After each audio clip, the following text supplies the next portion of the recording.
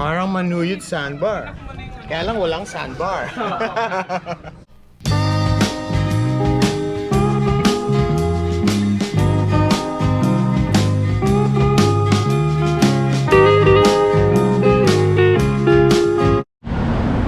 I'm in Mandaluyong, guys. This is part of the National Capital Region. And we're heading to Zambales tonight. Which is a province about 2 to 3 hours from Manila. That's why I'm here in Mandaluyong. The province of Zambales is north of Manila, about 3 to 4 hours drive, passing through the provinces of Tarlac and Pampanga. The first stop of our tour is a town called Santa Cruz in Zambales, and I'm joining a group called Gala PH. Gala PH, you can find them on Facebook. Basically, they're a tour group and they organize trips around the Philippines. Morning. V. Hi. Hello. Morning. Saan tayo? Anong town to? Santa Cruz. Santa Cruz. Santa Cruz, Next one Zambales. is Pangasinan na kasi. Unang bayan ng Pangasinan is Infanta. Sigrada Familia Cave is our first stop, and it's found along the cliffside of the Zambales mountain range. It's known for this mysterious formation resembling the Holy Family, and this was caused by the drippings in the cave. And there's also a view deck wherein you can see nearby provinces and towns around Zambales. After 20 minutes of hiking, we're here. The cave.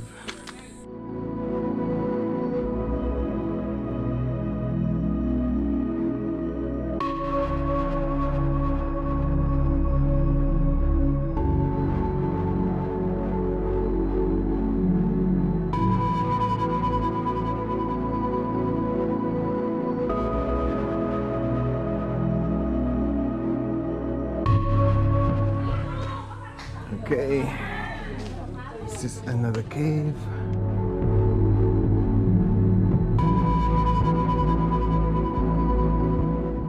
So this is the cross inside the cave. So that was a good hike. The next place that we're gonna visit is the floating cottage. I think that's where we're gonna have lunch.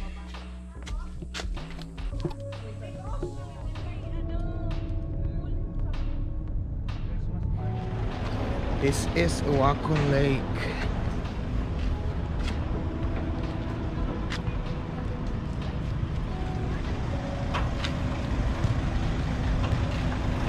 We're just gonna have snacks here, and then we're going to the islands. This is Wacon Lake.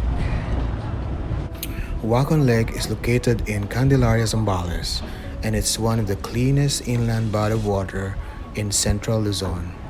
Now, what attracts tourists here is the lush greenery of the surrounding mountain, the mangrove forest around it, and the stillness and quiet charm of the lake.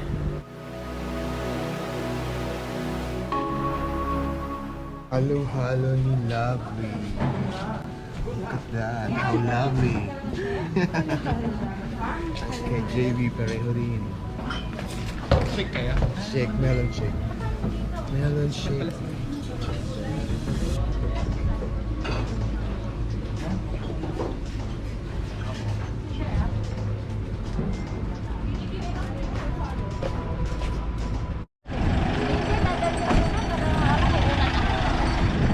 Dali na yung gamit. Pwede tayo, may dahil dyan. They got some dried fish. Okay, ready to the boat. Naiihi na ako. Pwede umihi dyan sa tubig. Hindi, pwede nga, di ba? From this port in Masinloc, Zambales, we'll be taking a boat to the islands. But before we go to the islands, we'll be visiting this very interesting place, a floating cottage in the middle of the sea.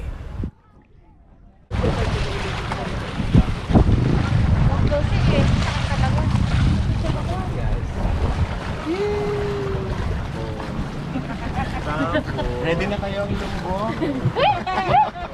Sa update lang. Tapos tomorrow, Tulungin mo lang, ikaw na lang. nakapasok. Ito mo nakasuksik na. Alright. West Philippines. Ay! Kuya! Nagulat naman ang kuya! Picture! Okay, ano first stop? Bakala, Bakala, Video. Floating Cottage. Floating Cottage. Okay, ano? Ay, Bakala Guest House. Paano umakyat dyan? High tide na eh.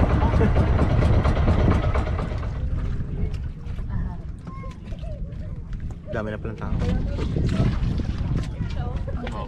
Pwede mo na tayo ng chinelas. Parang Manuyot Sandbar. Kaya lang walang sandbar. Kasi it's high tide. High tide eh. Kayo tayo na to? Oh, high tide. Pag low tide may may sand. Ano to? This is awesome.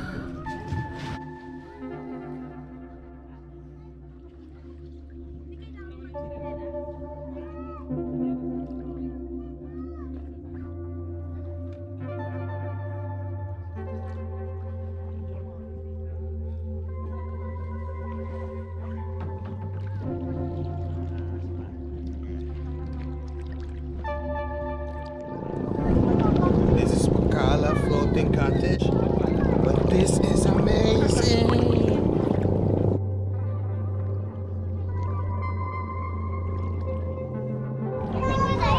I could stay here all day, man. But we have to go to that island over there to have lunch. But this is amazing. This is spot of the Thalatta Floating Cottage in Masinloc, Zambales.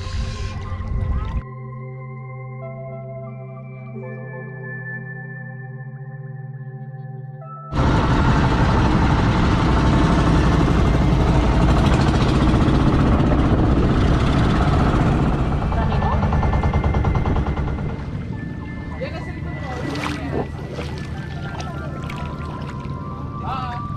Sorry, ang pita.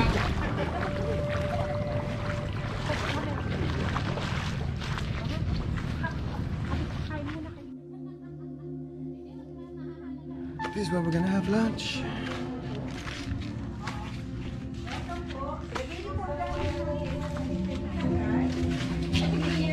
Yung sungay-sungay dyan yung kayo. Ito ang aking munting coffee shop. Ang ganda naman. Ito ang aking art, space.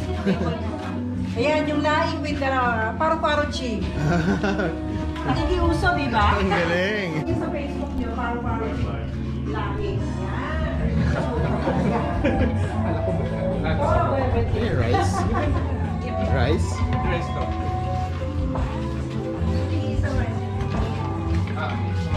Ay, may ano to dito.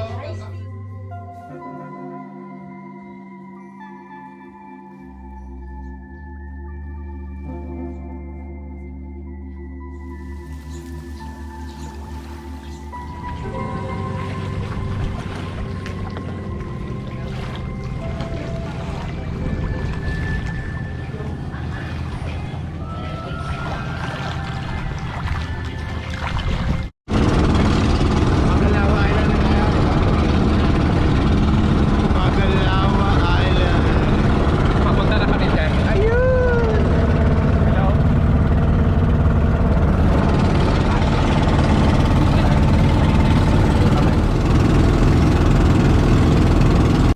Magalao Island is located in Palawig, Zambales, accessible through a 10-minute boat ride from its nearest sitio, Luan. Compared to other islands in the Philippines, you will love its peaceful vibe and quiet atmosphere. There are no big luxury hotels in the island, so it's perfect for a weekend getaway. Welcome to Magalao Island. Ang ganda ng sand, oh. Nandito oh. Ang ganda! Ang ganda ng island. Grabe.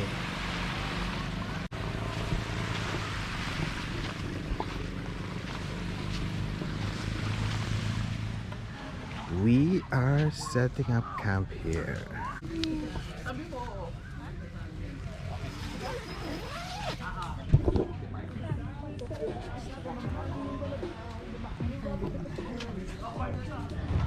I'm just gonna show you around the island because it's gonna get dark soon and we're gonna have dinner soon. So while we still have the light, I'll show you around the island.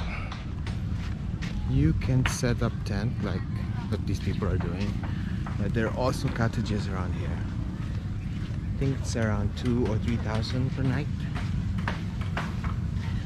For the tent, if you want to set up a tent, I think it's around 300. And look at that, it's so cool.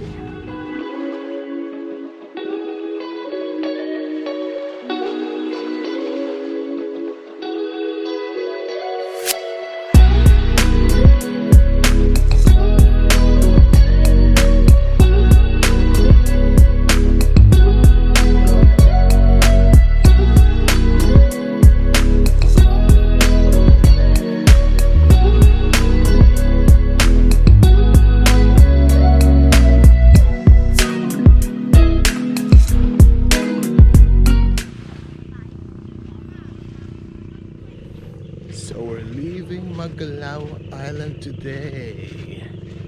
It's a Sunday morning. The tour was organized by Gala PH. If you want to check them out on Facebook, just go to Gala PH. Gala means Tagalog word for to roam or to travel. They organize trips around the Philippines. So we're gonna end this vlog with this big boat in Magalao Island. See you on the next one.